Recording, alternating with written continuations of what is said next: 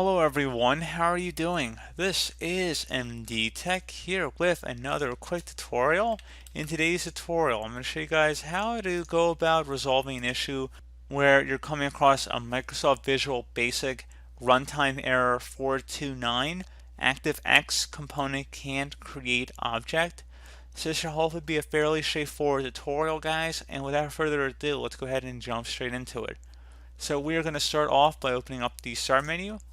Type in CMD. Best result should come back with command prompt. Go ahead and right click on that and select Run as Administrator. Select Yes if you receive a user account control prompt. So I'm going to have a command in the description of the video, or really we're just going to be registering a DLL file that may have not been registered.